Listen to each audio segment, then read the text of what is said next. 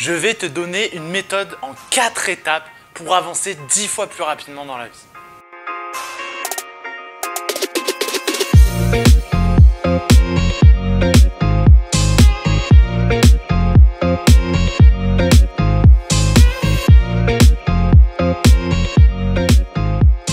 Salut à toi et bienvenue dans cette nouvelle vidéo.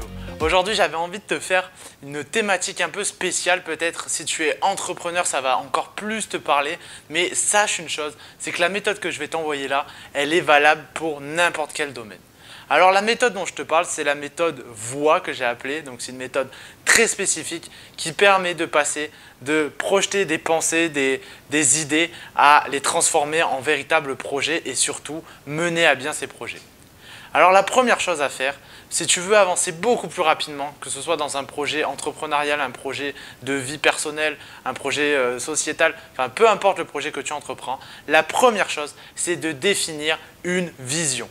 Définir une vision, c'est définir un cap, c'est définir une direction, c'est définir des valeurs que tu souhaites mettre à l'intérieur de ton projet. Ces valeurs-là, ça peut se définir au travers de mots simples, au travers de choses qui sont importantes pour toi, mais que tu souhaites que ton projet, entre guillemets, image. Si par exemple tu es dans une entreprise, que c'est ton entreprise que tu veux développer, quels mots sont importants pour toi? Qu'est-ce que tu veux que ton entreprise dégage comme image, comme valeur? Et donc du coup, c'est ça la vision. Avoir une vision, c'est aussi se dire par exemple, voilà où je vois mon organisation dans 5 ou 10 ans. Voilà où je vois ma vie dans 5 à 10 ans. Et en fonction de ça, on va pouvoir dérouler la suite. La deuxième chose à faire, du coup, ça va être de transformer cette vision en objectif.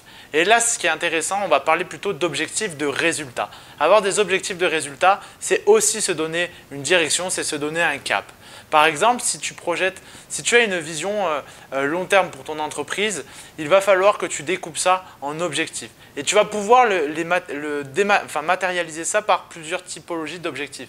Objectif déjà long terme, peut-être se dire voilà où je serai dans 3 ans, et tu vas pouvoir le ramener petit à petit. C'est-à-dire que tu vas te poser la question suivante en te demandant si je dois être là dans 3 ans, quel objectif j'ai atteint par exemple à 1 an.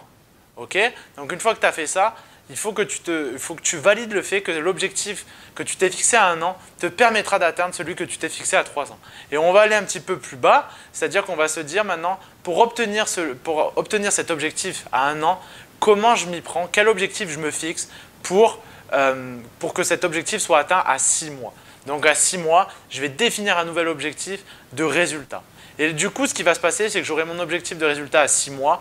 Une fois que j'aurai atteint ce résultat à 6 mois, forcément, ça va engager celui à 1 an et 1 an pour 3 ans. Et ainsi de suite. Et on peut aller beaucoup plus loin, découper beaucoup plus cette typologie d'objectifs en allant les découper vraiment étape par étape. Et on peut le faire tous les 6 mois, ce truc-là. Et ça permet d'y voir beaucoup plus clair, d'avoir un cap et surtout de pouvoir focaliser son attention sur des choses bien précises. Alors encore une fois, là je te donne des objectifs, une façon de se fixer des objectifs assez basiques, mais on peut aller beaucoup plus loin dans la manière de se fixer des objectifs, mais ce n'est pas l'objet de cette vidéo. Troisième étape qu'il va falloir faire, c'est du coup, une fois qu'on a les objectifs de résultats, c'est transformer ça en objectifs de moyens. Et moi, la méthode VOIE, ce que j'appelle les objectifs de moyens, c'est les actions. Donc ça va être quelles actions je mets en place pour que les objectifs que je me suis fixés à 6 mois, à 1 an, à 3 ans deviennent réalité. Quels moyens je mets en œuvre tous les jours pour atteindre ces objectifs? Quelle routine je me fixe pour atteindre ces objectifs? Et pour ça, c'est très simple. C'est se dire par exemple, si j'ai un objectif à 6 mois, quelles actions je mets en place? Quelles sont les 5 actions que je vais devoir mettre en place pour atteindre ces objectifs? Et je peux même aller plus loin que ça en me fixant par exemple des deadlines, des dates, comment je m'y prends pour faire cette chose, quelles ressources je peux employer, que ce soit personnel ou dans mon environnement, qui vont me servir à accomplir ces actions. Et en tout cas, le fait de planifier des actions, ça va me donner encore une fois un cap et surtout de l'énergie pour agir au quotidien. Parce qu'il n'y a rien de pire que de se lever le matin en se disant j'ai un objectif. Alors déjà, si on a un objectif, c'est très bien, mais si on n'en a pas, c'est encore pire. Mais admettons que j'ai un objectif, mais si je n'ai pas fixé une stratégie, une tactique pour pouvoir y aller, eh bien, ça va être compliqué d'agir et surtout d'être efficace quand je me mets au travail. Et encore une fois, ce que je suis en train de te dire, c'est valable dans tous les projets que tu puisses entreprendre, que ce soit dans le couple, dans la finance, dans l'entrepreneuriat, dans le salariat ou même dans la vie personnelle. Voilà. La quatrième chose qu'il va falloir mettre en œuvre, c'est ton énergie, c'est la gestion de ton énergie. Alors ce que j'appelle la gestion de ton énergie, c'est comment au quotidien tu fais en sorte d'être dans une énergie adéquate. Être dans une énergie adéquate, ça ne veut pas dire que tu dois toujours être en mode super motivé, super énergique. Ça peut être très bien d'avoir cette énergie-là quand tu veux passer à l'action ou quand tu as une action à effectuer qui est peut-être un peu plus complexe, qui te challenge et que du coup tu as besoin d'être dans une énergie, voilà, on va dire stimulante, motivante. Mais tu peux aussi être dans la bonne énergie, c'est aussi parfois être dans une énergie un peu plus basse, surtout quand tu dois avoir de la réflexion, quand tu es plutôt dans la stratégie. Là, ce qui est intéressant, c'est d'avoir une énergie plus basse, plus posée, qui permet de prendre des décisions adéquates.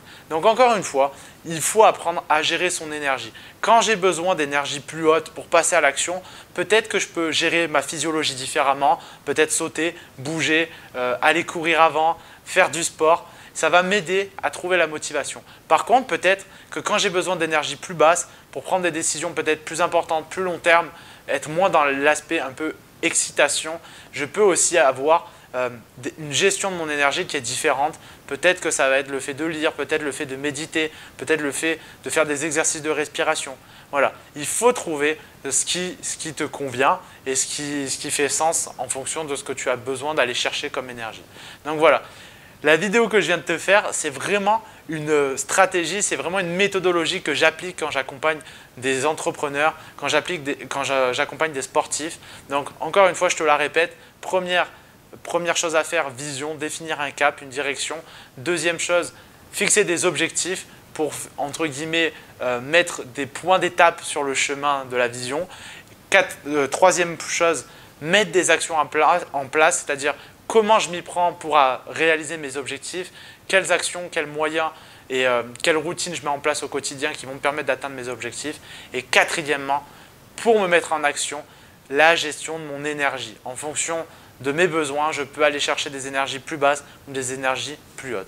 Voilà, j'espère vraiment que ça te servira. Si en tout cas tu as besoin d'être accompagné sur ce sujet-là pour passer à l'action, pour définir une vision, pour gérer une organisation, n'hésite pas à aller voir mon site web qui est juste en dessous, en description de la vidéo, et puis prendre contact avec moi. Je peux vraiment t'aider sur ce sujet-là, c'est vraiment un sujet qui me passionne et sur lequel j'ai l'habitude d'accompagner des gens. Voilà, je te retrouve bientôt dans une nouvelle vidéo. Salut!